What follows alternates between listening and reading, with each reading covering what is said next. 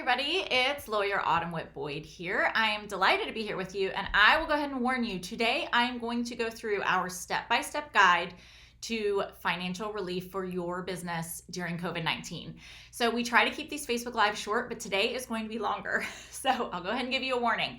If this is information you're interested in and you don't have time to watch on Facebook, I'm recording on Wednesday, April 1st. This same information is going to be in next week's podcast episode. So that will come out on Monday. So if you can wait a few days and you'd rather listen on a podcast, this will be on the Legal Roadmap podcast on Monday.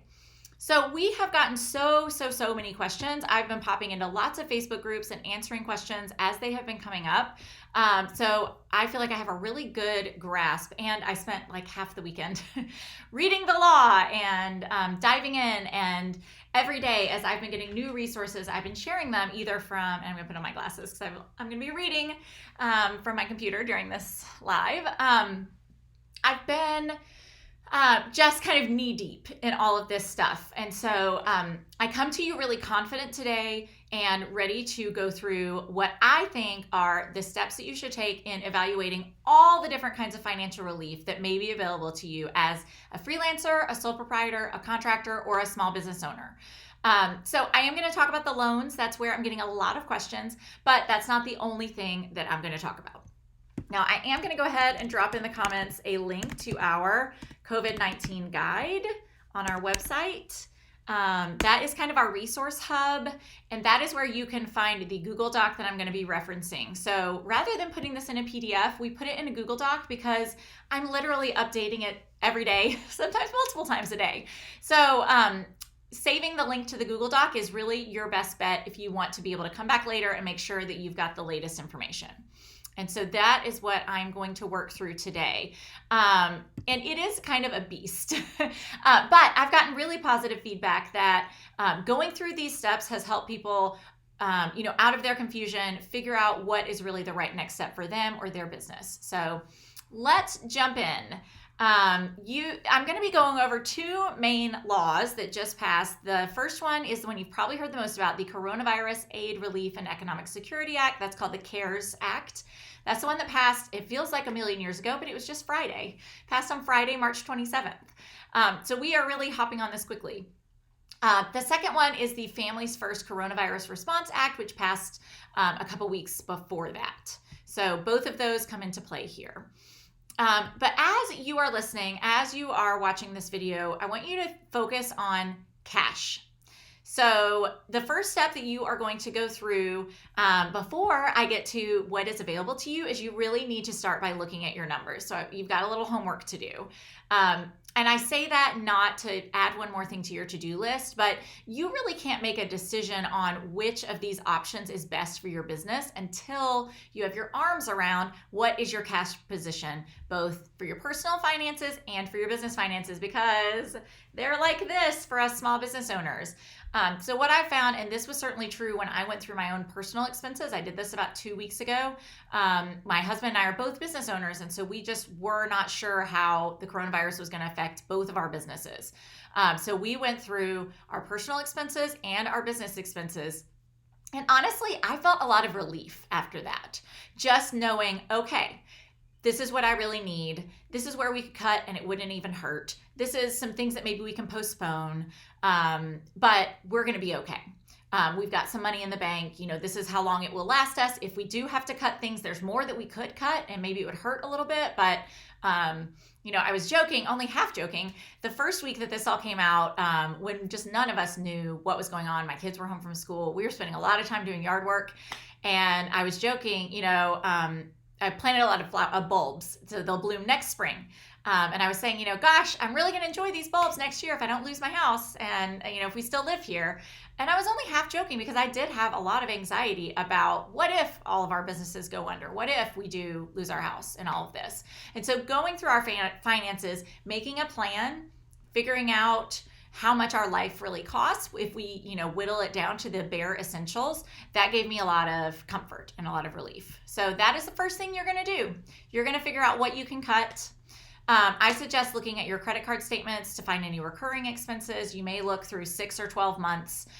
It sounds like it's going to take forever. It really didn't take that long. because you spend money on a lot of the same stuff. And the big things is if you have any kind of annual expenses that you just pay once, like maybe car insurance or something like that. I pay some professional fees just one time a year. You want to make sure you're capturing that so you can kind of get a good eye on what's coming up. So you can know, oh, I forgot that I have all these fees that are due only one time a year, but they're due in June, so they're coming up. So just take a look at that. Again, see what you can cut.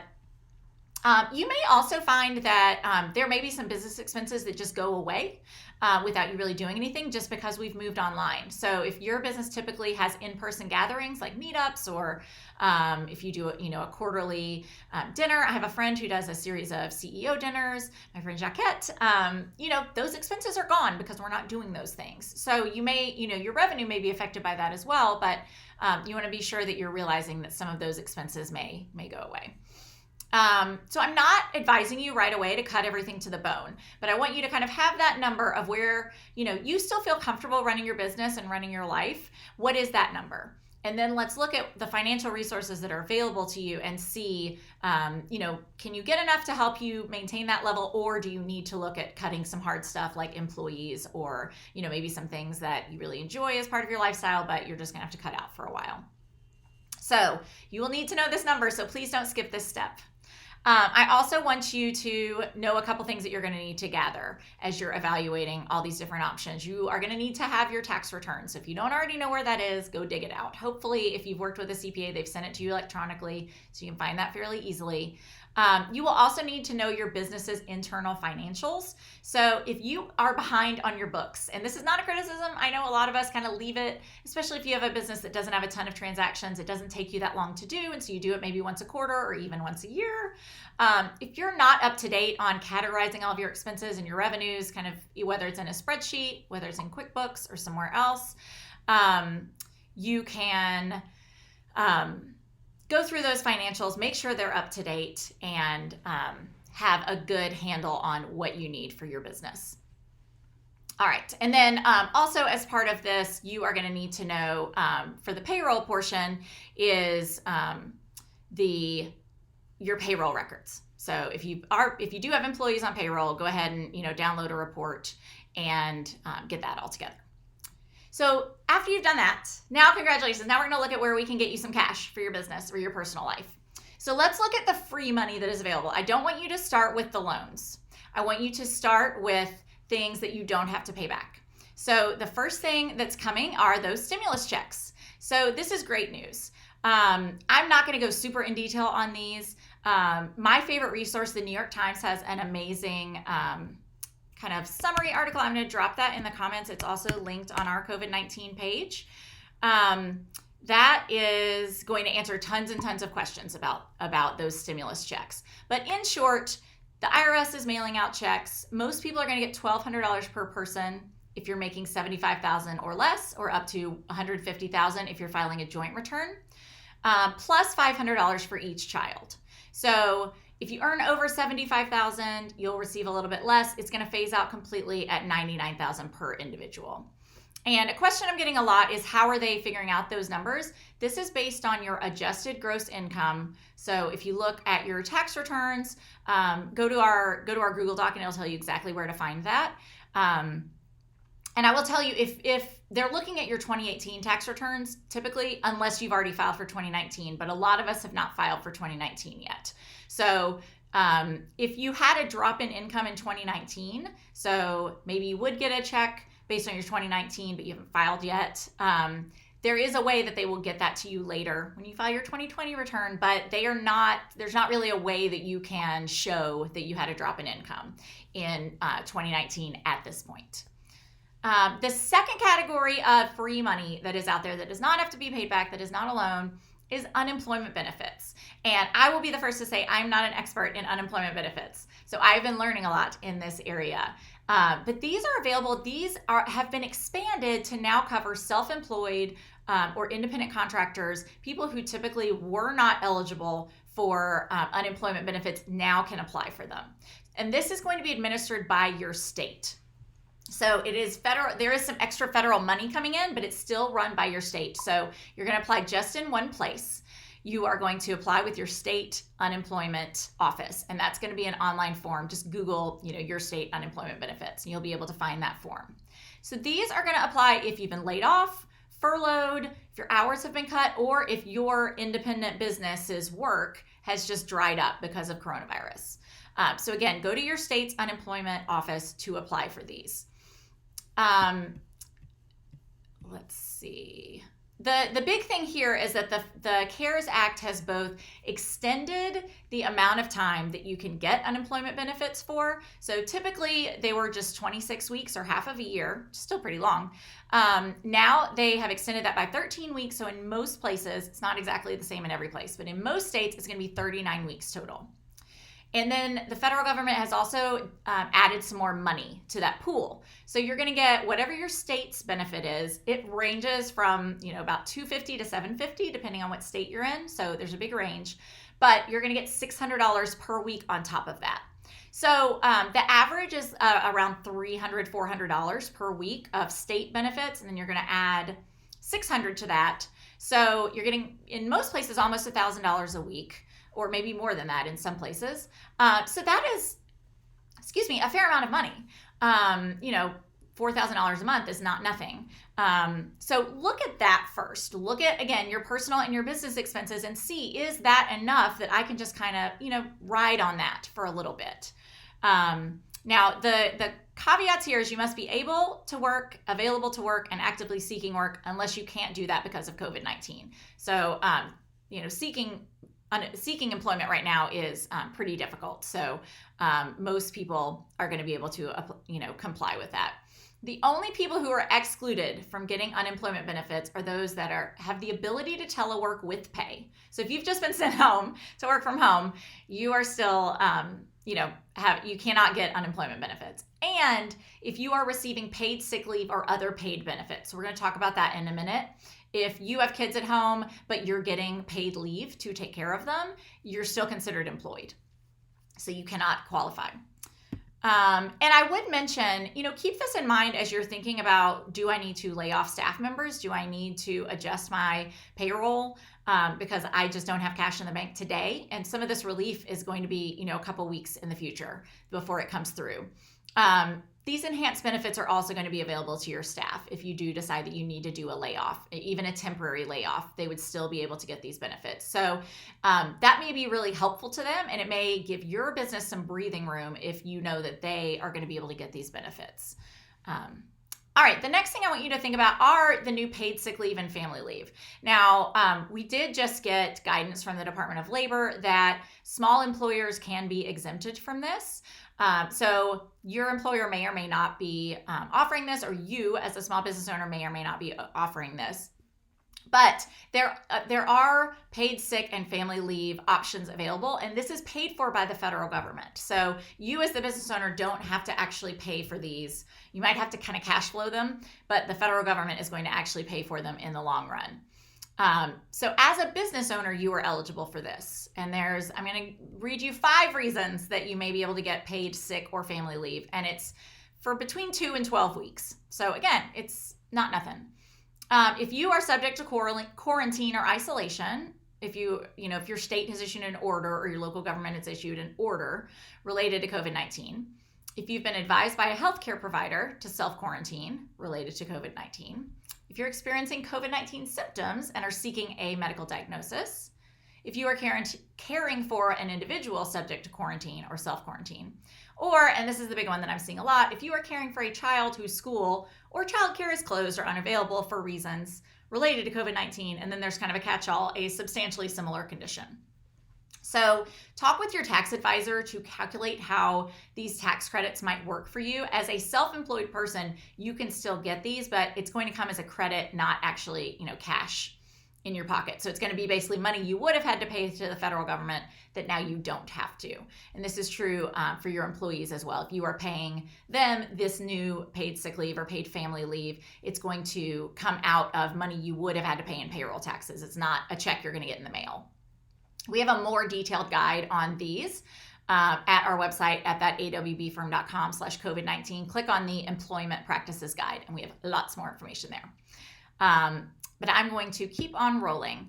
So the third thing I want you to do, so you've gotten your plan together, you've looked at your expenses and where you can cut. You have looked at maybe filing for unemployment or these sick leave requirements.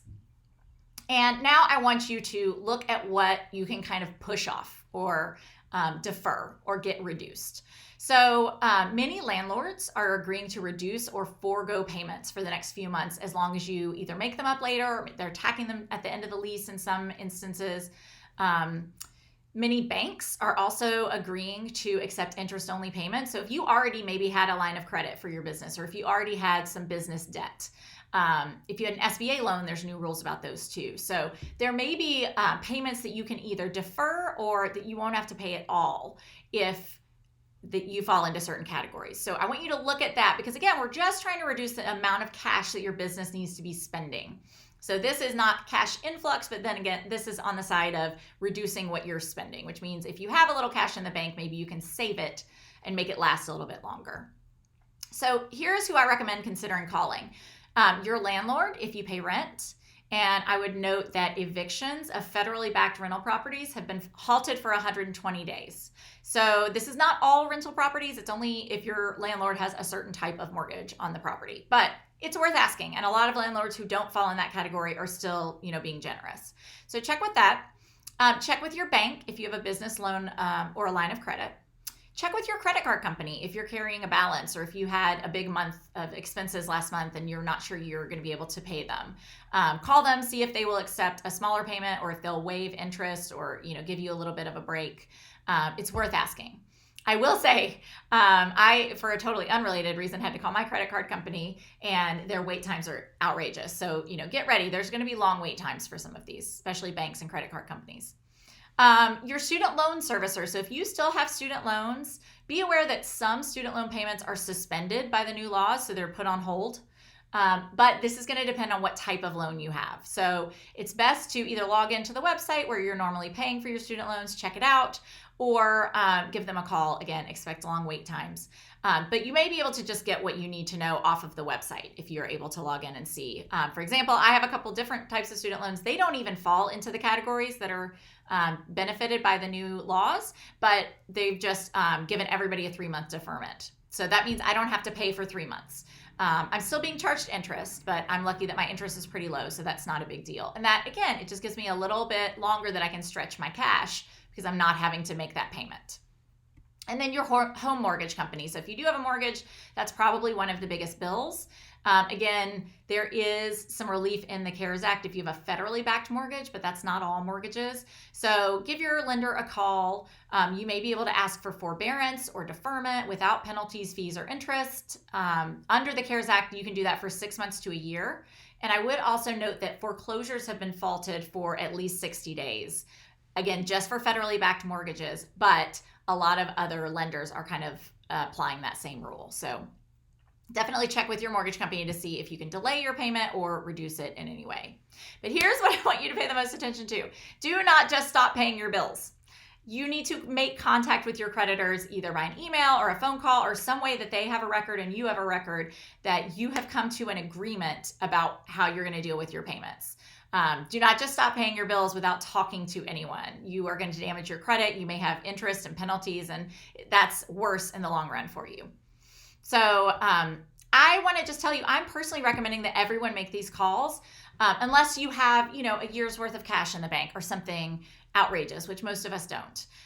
We just don't know how long this economic downturn will last. I was on a conference call today with several college administrators that said they are actually, and this made me want to cry, they are preparing as a worst case scenario, but they're preparing for not coming back for classes in August. So this may last a lot longer than we are hoping. And again, we need to make our cash last as long as we can. And I'll also mention, even if you are able to qualify for one of these loans that I'm about to talk about, the cash may not actually come through for 30 days or more. So you've got to look at all your numbers and see, how can I make this cash that I have in the bank right now last as long as it can? And you may need to take advantage of some of these ways that people are being generous, or the laws have changed to force people to be generous about letting you put off certain payments. All right, now we're going to get to the loans. So This is where I'm seeing a lot of confusion because it is very complicated. I wish this were easier. There are actually two main kinds of loans available. I keep doing this with my hands. So over here, we're going to talk about our economic injury disaster loans. So these are basically SBA loans on steroids. They are real loans, so you have to pay them back. These applications are open now, so you can go ahead and apply. They've been open for a couple weeks, but the terms just got better with the CARES Act. They're administered directly through the SBA. So I'll talk more about that in a minute. Over here, we have what are called these small business interruption loans. And this is where the Paycheck Protection Program, or PPP, falls. We've also heard some of these are called 7A loans because that's the section of the statute. These over here partly may be forgivable if you follow all the rules. Now, forgivable, that means you don't have to pay it back. So it starts as a loan and then it just is basically, it's a clean slate. So you can only use those for certain things. Payroll, rent, utilities, and interest. That's what you can use them for if you want it to be forgiven or washed away. You apply for these over here through a bank or another lender. You do not apply through the SBA website for these. All right, so let's dig into more details. And I want to mention these are not available yet over here. The Paycheck Protection Program. We heard yesterday that they're supposed to be live on Friday. But I don't know if every lender is going to actually be live on Friday. They've got to get their systems up and running. And there's kind of a staggered timetable for when they're accepting different kinds of applications. So the earliest you'll be able to apply is this Friday, April 3rd. All right, so let's dig in. We're going to go back over here to the SBA loans, the real loans, economic injury disaster loans. So who can get it? You have to be a small business with fewer than 500 employees. You could also be a nonprofit, a sole proprietor, a freelancer, a contractor. There's some other categories that I'm not going to get into, but just know there are a couple other categories if you want to look at it in detail. Is this free money? No, this is a regular loan. But, and here's where a lot of the confusion is coming, there is a $10,000 advance that you can get under this side, the SBA loan, that you can get that may be forgiven. We're still waiting on more details about that. But let's go through kind of the rest of it. How much can you borrow? You can borrow up to $2 million. The interest rate is 3.75 for businesses, 2.75 for nonprofits. So that's very low. That's great. You have up to 30 years to pay this back. Now, some of these terms are going to depend on your individual credit score and how much you're borrowing. So when I say up to 30 years, you may not get a 30-year payback, but up to 30 years. So it's a pretty long payback. Even if it's 10 or 15 or 20, that's still very long. We are waiting to hear more about whether these payments are going to be deferred. So whether you kind of get a break and you don't have to start paying it back for a little bit. What can you use it for? So you can use this one for additional things than the PPP one that I'm going to talk about in a minute. You can also use it for payroll, rent, utilities, and interest, but you can also use it for accounts payable and rent, utilities, mortgage, other interest on debt applications, and payroll support. So it is a broader category of things you can use it for. I was speaking yesterday with a client who is an esthetician, and she's just launched her own product line. So she had a bunch of expenses that she's put on credit cards, and now she's got to pay those. And so she had asked, can I use this loan to pay for those, basically the money that I spent to develop this product line? And under this, I've heard it called EIDL, E-I-D-L.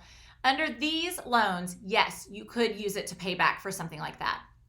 But it's a real loan, so you've got to pay it back. It's going to be much better interest than a credit card, but you do have to pay it back.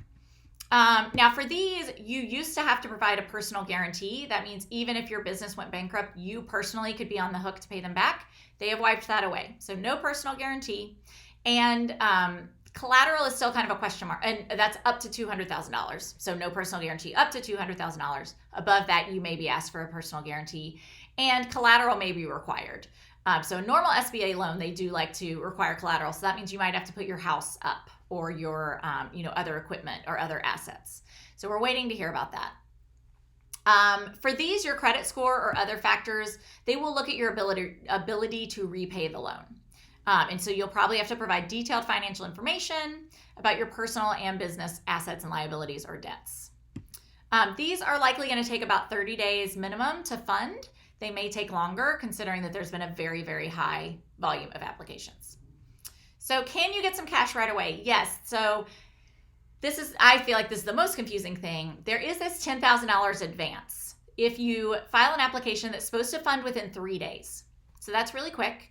And you will not have to pay that back if your loan application is denied. There's a question about whether you'll have to pay it back if your loan application is granted. So I'm hearing a lot of people calling these grants. These are not grants. This is an advance on a loan that may be forgiven, and that's kind of different than a grant. A grant is literally free money.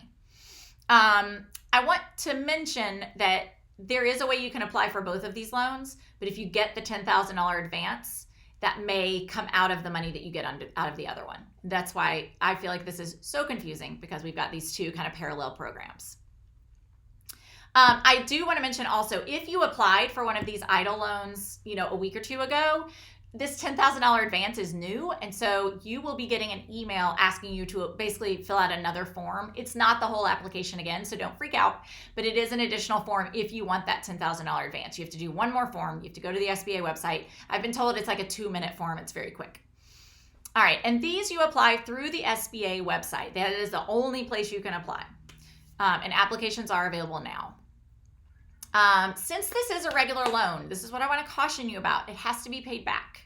So if you are borrowing for business expenses that you don't know you're going to be able to repay, you don't know if your business is going to be able to rebound, I would just be very cautious about borrowing money to pay for a business, that has no revenues and that you don't really have a strong plan for how you're going to create those revenues. Now, if you've just seen a little dip, but you've got some things in the pipeline, or if you've got some new products that you're releasing that you think are really going to be a success, you can make a smart decision about these, but I just want to caution you, since these have to be repaid and they may have to be collateralized, or you may have to have a personal guarantee over a certain amount of money. I want you to be careful about those. All right, so now we're going to flip to the other side, which is the Paycheck Protection Program, the PPP loans, these 7A loans. So same group of businesses as could apply for the others: small businesses with fewer than 500 employees, nonprofits, sole proprietors, freelancers, contractors, and others. Now, the rule with this one is you had to be operational on February 15, 2020, and you had to have employees that you were paying salaries and payroll taxes, or a paid independent contractor. I have not yet heard how this is going to work for sole proprietors or people like me, single member LLC, who didn't pay themselves on payroll and didn't have any other employees. We're supposed to be eligible. Now, I do have employees, so I'm not exactly in that category. But if you are the only worker in your business, you're supposed to be eligible for this. But I'm not exactly sure how it's going to work. We have gotten new guidance on who cannot get these loans. So I was able to look at the application. If you find the application online in a PDF, do not fill it out. There's going to be an online portal and you're going to do it through your bank. So do not fill out the PDF that's floating around. Just feel free to look at it if it gives you an idea of what you need to be prepared for, but do not fill it out and send it to your bank. They do not want it. Okay, so new as of yesterday: if the business or any individual who owns the business is suspended, debarred, proposed for debarment, declared ineligible, voluntarily excluded from participation in this transaction by any federal department or agency, or presently involved in any bankruptcy. So if you have a pending bankruptcy, your application will be denied.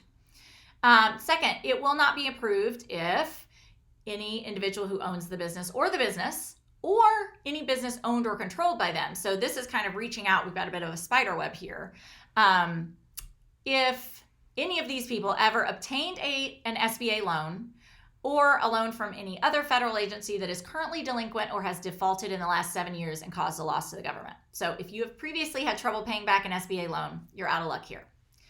The next one is, it will not be approved if an individual who owns the business, or an individual who owns more than 20% of the business, is presently subject to an indictment, criminal information, arraignment, or other criminal charges, presently incarcerated on probation or parole.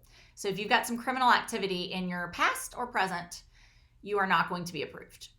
Or if you have, within the last 7 years, for any felony or misdemeanor for a crime against a minor, been convicted, pleaded guilty, been placed on pretrial diversion. Basically, if you've been involved in any kind of crime against a minor, even if it's a felony or a misdemeanor, either way, they're going to deny your application.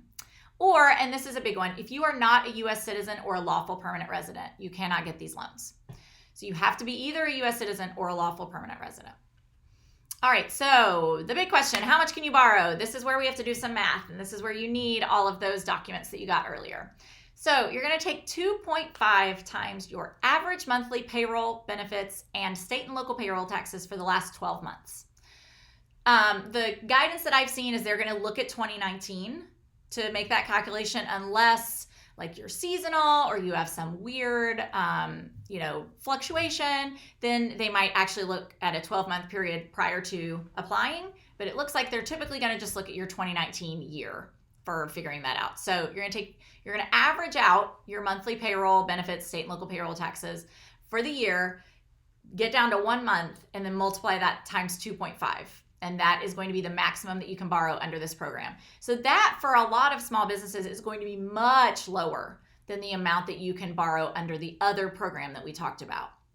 So if you need a lot more cash than that number turns out to be, you may be better served with the other loan program. This is going to be a pretty low maximum for a lot of small businesses.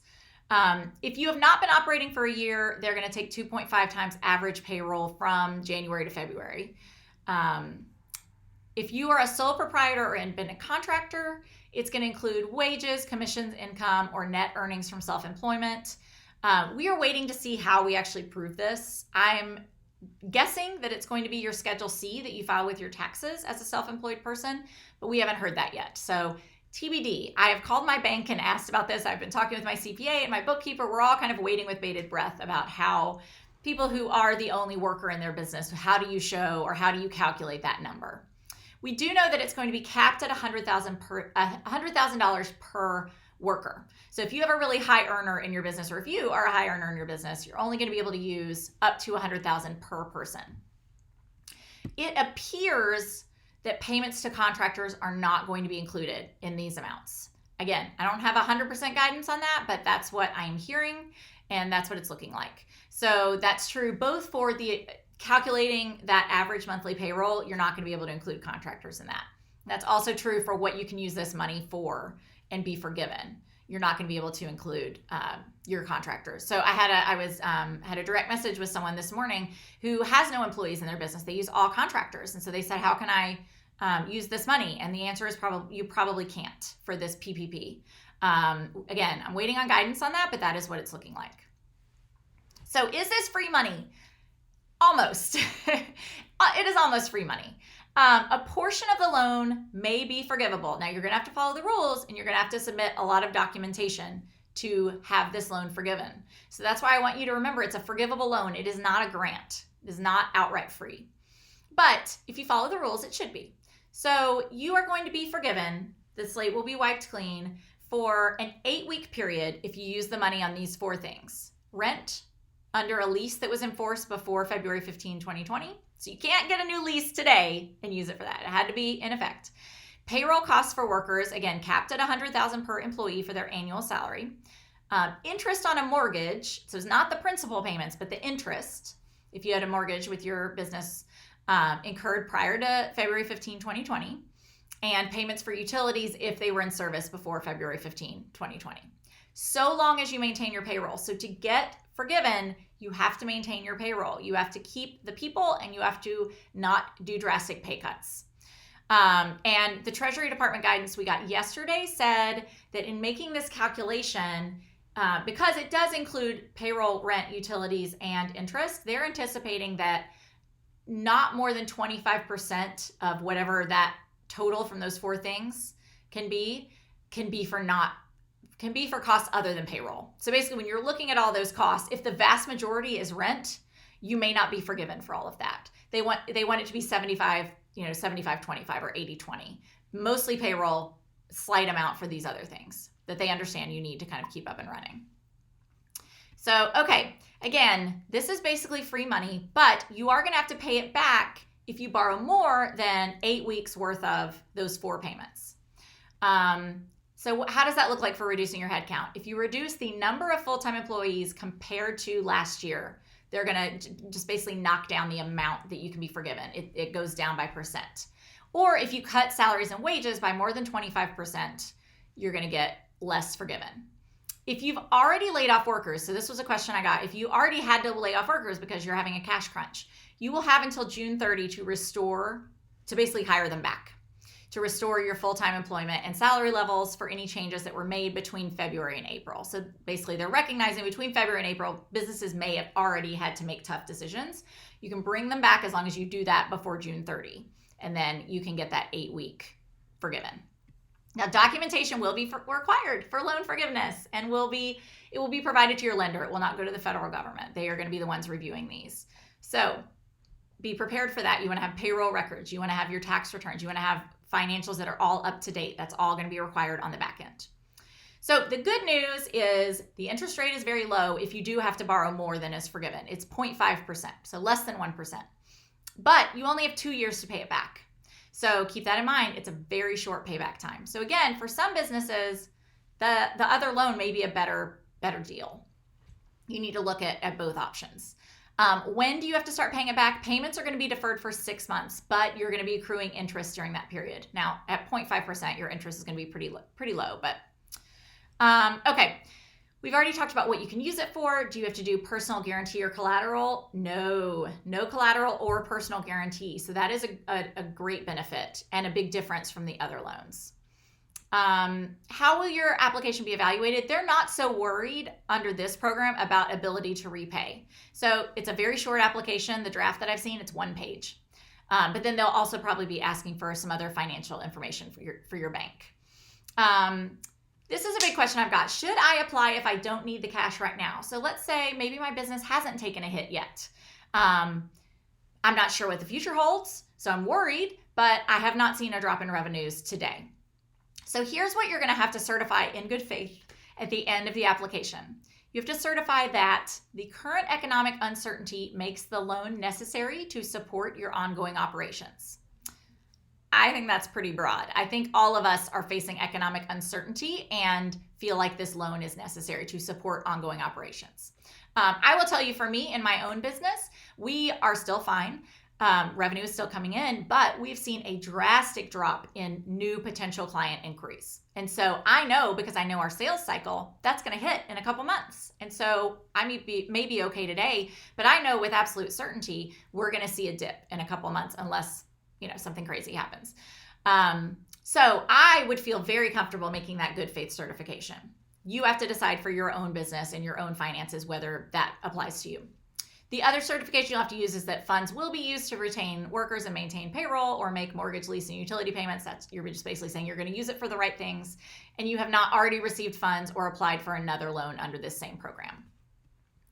All right, so when will you get the money? Probably 30 days. We don't know exactly when these are going to fund, but I would say consider that a minimum. It may take longer if, I'm sure there's going to be a very high volume of applications. Can I get some cash right away? No, there are no cash advances under this program. And how do you apply? You're going to apply through a bank or other SBA lender. So check with your bank to see if they're already an SBA lender. If they're not, I would recommend you find somebody who already is an SBA lender, because your bank may be applying to be an SBA lender, but who knows when they're going to come online, and this money may run out. So I don't want you to wait because you're thinking it would be nice to apply through your own bank. There's lots of banks that are going to be very happy for your business because they are making a little money on doing these loans. So there are lots and lots of SBA lenders that are already approved. And again, those applications are going to start processing this Friday, but not all banks may have them open. We just don't know. We're kind of waiting to see. All right, question I often get. So we've got these two programs. Can I apply for both? The answer is yes. I thought it was no, but now it looks like it's yes. I spoke with my SBA contact yesterday. The answer is yes, but you cannot use the money for the same thing. So if you apply for this loan and you say, I need it for payroll, you cannot also say, apply for this loan and apply for the same payroll expenses. So you have to be basically using it for different expenses, if that makes sense. There may be an ability to roll one loan into the other. We're still waiting to hear more about that. And there's talk that if you take the $10,000 advance over here, it may come out of your payroll protection forgiveness over here. We're still waiting to hear about that. So, but the answer is yes, you can go ahead and apply for both, but they have to be used for different business expenses. All right, I'm going to switch over to questions. Thank you guys for being patient. That was long, but hopefully helpful. And if you're watching this on a replay, feel free to drop questions, and I'm going to come back and answer them later. All right, so the first question I got was from my friend Sean Fink. Are the forgivable loans okay to use for founders payroll if that's your only employee? Yes, they are, absolutely. And I'll go back and add this in the comments. The forgivable loans may be used for the founders payroll. We're waiting to see how you calculate that. So that's kind of a question. But I will broadcast it when I get that answer, because that's kind of my number one question that I'm getting. Susan Lambert asks, how do you show that you are using the loan for those 4 things? So you will have to verify that on the back end. I don't know if they're going to ask for payroll records. I think they're probably going to ask for, receipts from your landlord or from your mortgage company showing, or your utilities, showing that you've used it for those things. I was actually speaking with my brother-in-law, who is a small business owner in Alabama this morning, and he said he owns a fairly large small business. It's high volume. And so he said he was thinking about setting up a separate bank account for this, just for bookkeeping purposes, so that he knows the money is going to come in, it's going to go into that bank account, and he's only going to use that account to pay these 4 expenses. And so then it would be very easy for him to track all of that, so it's not getting mixed up with all the other expenses that he's paying on a day-to-day basis, or revenue that's coming in on a day-to-day basis. All right, I'm going to pull up some other questions that I got on Facebook before I started. And if y'all are just coming now or have any more questions, feel free to drop them in the comments. There's Joe DeGatano. Hey, friend. Is a business visa holder non-permanent resident eligible for either type of loan? So, Joe, based on the application that I saw yesterday, you have to either be a citizen or a permanent resident. U.S. citizen or lawful permanent resident is the language that's on the application form that I saw from the Treasury Department. So I do not think they will be eligible. But check with your bank. That may not be the final word. This is evolving very quickly. All right, let me get back to my questions document. So the first question I received was about the cash payouts. I'm not going to dive too deep into those stimulus checks. Go to the New York Times website that I posted up here. They have tons and tons of FAQs. All right, I'm getting a lot of questions about unemployment benefits. So I was unemployed and looking for a job when this hit. I'm not sure if I'm eligible for this. So my understanding is that it has expanded to people who were looking for jobs. So you didn't have to be terminated, on a specific date. That if you were unemployed and looking for a job prior to this all happening, yes, you can now apply for unemployment benefits. That is going to be state by state. So make sure to check with your state and make sure you fall into their qualifications. But my understanding is, yes, you would be eligible. Okay, let's talk about the new loans. Can I still get the Paycheck Protection Loan if I lay someone off this month? Yes. We have to have real money to pay salaries, and if we're not getting the loan for a little bit, we may have to make decisions today. So you can lay someone off this month, but you'll have to rehire them if you want that forgivable payroll support. So definitely check that out. Is there a cap on the forgivable portion? So there's no dollar cap other than it's going to be your own calculation of 8 weeks of those 4 expenses. So you're going to have to calculate that and make sure that you're staying within that rent, utilities, payroll, and interest on debt. That's going to be the cap on what can be forgiven. All right. Okay, I got a question from a wedding professional saying that I'm a self-employed sole proprietor with no employees. I submitted an application, so that means she's applied for the EIDL, the SBA loan, in hopes of getting some assistance due to indefinite postponements and cancellations of the majority of my projects from March through May. Oh, sorry, this is a graphic design and photographer. So canceled and delay from March through May, possibly longer. I don't want to take out a loan that I have to pay back. I've read in some places that the 10K would serve as more of a grant than a loan, so long as it's used towards those things. This is where it's confusing. That 10K advance is under the loan that you have to pay back. And there's a question of whether you'll have to pay it back if you're approved. You definitely won't have to pay it back if you're denied. There's a question of whether you'll have to pay it back if you are approved for that loan. Yeah, she says the whole situation is confusing and overwhelming. I understand. It is overwhelming and confusing to a lot of us. Next question I got, can I apply for unemployment and get the PPP? So I am kind of spitballing here, but here's how I would look at that, is that you're not going to get that payroll protection money for a bit. And so if your business has totally shut down to the point where you have no income, then you would absolutely qualify for unemployment right now. So I would think you could apply for unemployment right now. go ahead and start getting those benefits. And some of those are processing times are taking weeks. So go ahead and apply for that today.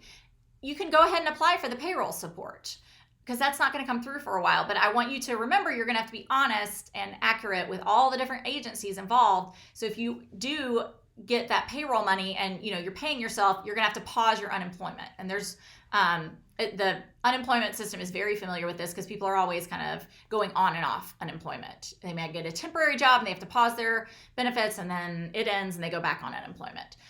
So I would just caution you to make sure you're watching all the rules carefully and being honest with your reporting for that. But yes, I think you absolutely could apply for unemployment and get the PPP, since that's going to be money down the line. Do I have to show business losses to qualify for any of these options? The answer is no. You just have to make that good faith certification, and that's only under that payroll protection loan. You don't have to really make any showing for the other loan. You're supposed to say that you've been economically impacted by it, but it's not clear to me. I haven't dug into that application as much. I don't believe you have to show an actual loss for that one either. Someone correct me if I'm wrong. But I know under the Paycheck Protection Program, you do not have to show business losses. You just have to show that due to the uncertainty, you feel like you need this money, which I feel like is very broad and kind of generally applicable to business owners. All right, question about can I include contractors in my payroll calculations? We don't think so. We haven't heard for sure, but I don't think you can include them in your payroll or in the money that you're using that you're wanting to be forgiven. You can apply for EIDL money, the SBA loan. You could use that money for contractors. So if you're just trying to keep your doors open and you feel like the revenue's coming, it's just on hold, and you're okay with taking out a loan that you might have to pay back, you could use that money for contractors. All right, my friend Michelle asked, can we apply with our bank if they are not currently an SBA preferred lender? No, you cannot. You need to find an SBA approved lender. And then she asked, will we be able to do it online as most banks are closed except for DriveUp? I believe, and we haven't seen this yet, but I believe that there's going to be a centralized application or online, or it may be posted just on the individual bank's websites. I called my bank today to see how is this going to work, and they could not answer. So I'm not exactly sure how that's going to work, but I think it's going to be online. I do not think they are going to want you coming in, especially right now. And then, yes, the last question, the one I'm getting a lot, can I apply for PPP if I'm a sole proprietor or a single member LLC and don't pay myself a regular salary? Yes, we're waiting to hear how that will be calculated. So that is, again, that is my number one question. But I would encourage you, as I've been talking with clients and friends, and actually my husband and I went through this last night for his business. He's a sole proprietor, and he kind of had a weird year last year where he had a job for part of it and he was consulting for part of it. And so we looked at it and we were kind of like, he wasn't going to be able to show that much income on a monthly basis. And so the 8 weeks of that income was just going to be kind of negligible. And so we're not going to do it for him. He's lucky, his business is doing fine. But if it had dropped to zero, he may have actually gotten more from unemployment than from going through these programs. So I want you to look at the universe of options available and make sure that you're making the best choice for you and your business. All right, thank you guys so much for asking great questions. One more from Joe. Can a landlord qualify for the forgivable loan? So as a landlord, if you have payroll expenses, then yes, you can use it. Again, payroll, utilities, interest. Now I'm forgetting the fourth one. Payroll, utilities, rent, and interest, I think. Sorry, my brain is, go look at our guide, Joe. It's all written there. But yes, if you have those things. Now, if you don't have payroll and all you have are just utilities and other expenses, it's probably going to be a pretty small amount. So I don't know that that's going to be worth your time. But yes, in theory, you could. Susan asks, as an independent contractor, am I on my own payroll? Yes, you are. So you can apply. We're just waiting to hear how you can make that calculation. We think it's going to be your Schedule C on 2019 taxes. If you haven't filed 2019, I'm guessing they're going to go back to 2018. Again, unclear. So we'll see. Thank you, Linda, for your kind words. I hope this was helpful, guys. And like I said, I'm going to record this again for the podcast without all the Q&A. So that will be live on Monday if you want to listen again or listen in a place where you don't have to be, streaming the whole time. So, all right, y'all have a great week. I will be updating that Google Doc that is at this link below frequently. We are also doing office hours calls, more direct Q&A on Zoom. So you need to be on our email list to get the link for that. So y'all sign up if you have not already. I promise I will not spam you with a bunch of stuff. All right, everybody have a great day. Thank you.